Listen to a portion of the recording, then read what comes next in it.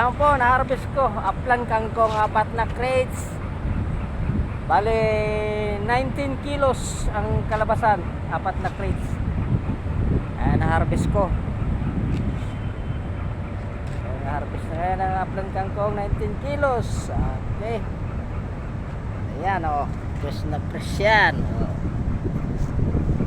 Thank you po. Salamat sa inyong lahat. Thank you very much. 19 kilos upland kangkong.